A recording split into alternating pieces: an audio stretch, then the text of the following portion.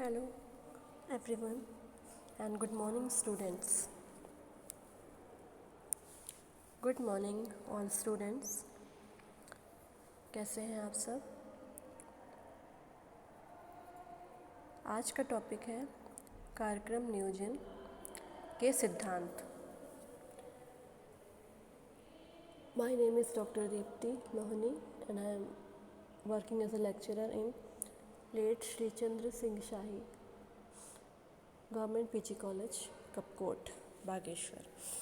So let's start today's topic, which is programme planning और कार्यक्रम नियोजन. तो कार्यक्रम नियोजन क्या होता है, इसकी परिभाषा सबसे पहले देखेंगे.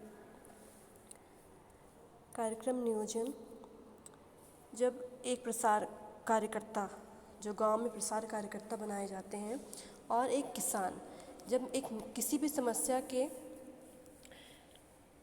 सुलझाने के लिए, किसी भी समस्या को सुलझाने के लिए जब एक साथ काम करते हैं और एक निश्चित कार्यक्रम बनाते हैं, पूरी प्लानिंग करते हैं, तो इसी प्रक्रिया को कार्यक्रम नियोजन कहते हैं. ठीक है बच्चों. अब आगे है, अलग अलग समस्याओं के निदान के लिए एक पूरा सुनियोजित प्रक्रिया होती है जो हर व्यक्ति को कोशिश के द्वारा अपने लक्ष्य तक पहुंचने में मदद करती है. यही प्रक्रिया कार्यक्रम नियोजन कहलाती है. शर्मा एवं सिंह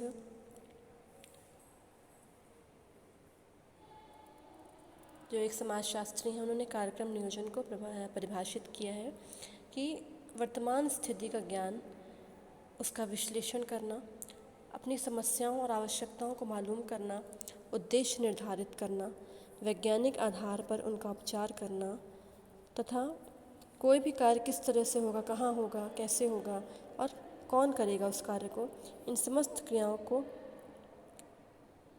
हम एक साथ कहते हैं कार्यक्रम नियोजन. ये परिभाषा दी है शर्मा एवं सिंह ने. अब लाभ कौन कौन से होते हैं कार्यक्रम नियोजन से, कर तो लिया, लेकिन ये भी तो पता होना चाहिए कि इसका कोई बेनिफिट होगा कि नहीं. जब हमें पता होता है कि इस काम को करने से हमें ये लाभ होता है, इस तरह से कार्यक्रम नियोजन, हम प्रोग्राम प्लानिंग जो करते हैं उससे हमें बेनिफिट नहीं होगा तो हम क्यों करेंगे. तो उससे काफ़ी बहुत सारे लाभ होते हैं, जिसमें पहला है मार्गदर्शन.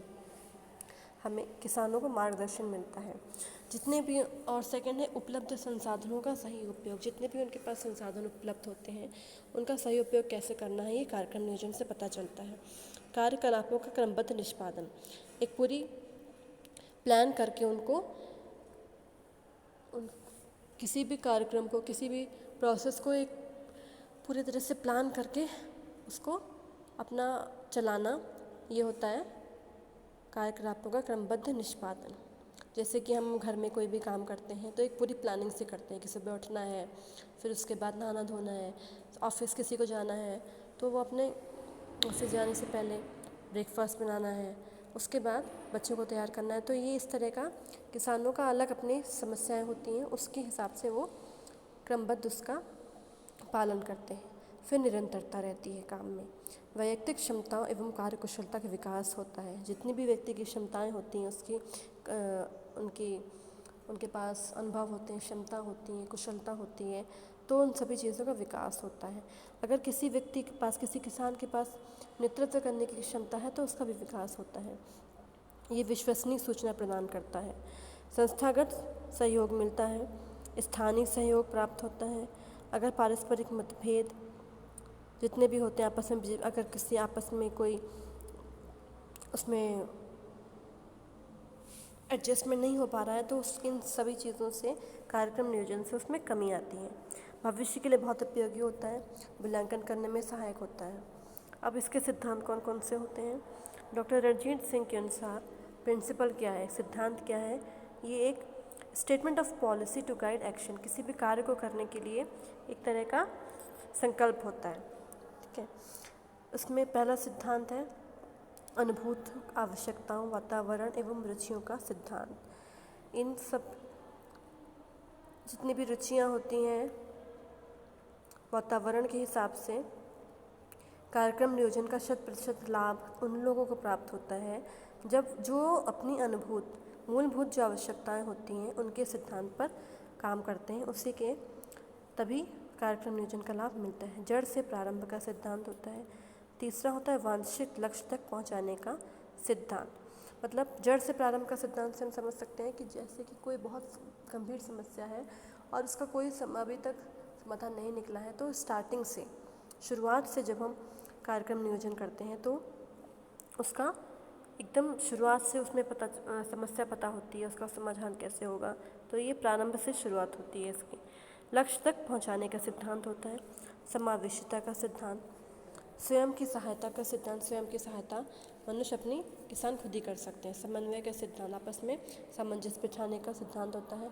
राष्ट्रीय नीतियों और कार्यक्रमों के अनुसरण का सिद्धांत, अगर कोई सरकारी नीति नहीं बनी है तो उसी के अकॉर्डिंग उसका पालन करना का सिद्धांत होता है।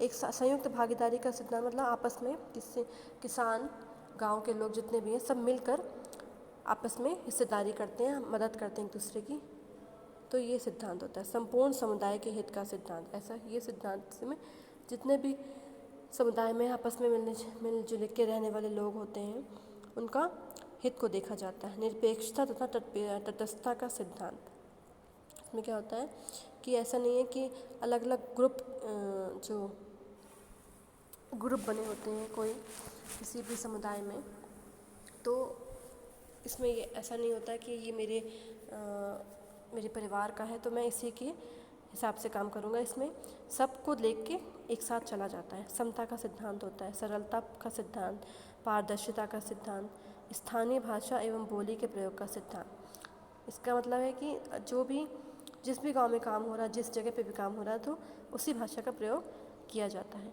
स्थानीय संसाधनों के प्रयोग का सिद्धांत, जितने भी संसाधन उस जगह पे मौजूद हैं जहाँ पर कार्यक्रम नियोजन की आवश्यकता है, तो उन्हीं साधनों का ही प्रयोग किया जाता है।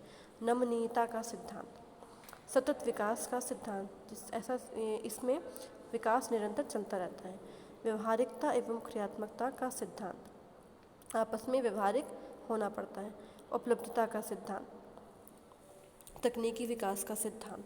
उपलब्धता का सिद्धांत में कितने लोग उपलब्ध हैं, क्या क्या तकनीकी विकास हो सकता है, किस तरह से, कौन से साधनों से किस तरह का हम विकास कर सकते हैं।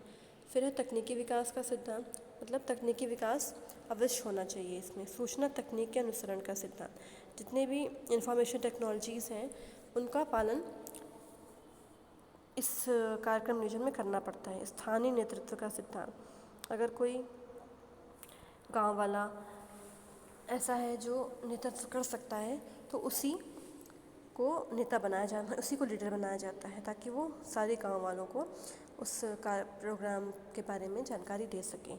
फिर लास्ट में है मूल्यांकन का सिद्धांत। जब कोई भी समस्या है, जब वो समस्या सुलझ जाती है तो आखिरी में देखा जाता है कि उससे किसी को लाभ हुआ या नहीं हुआ, तो यही मूल्यांकन का सिद्धांत होता है।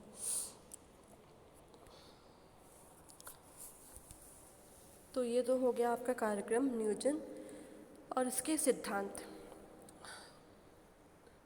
अब इसमें अगर किसी को प्रॉब्लम हो ये तो मुझसे पूछ सकता है। तो आज के लिए बस इतना ही। Thank you.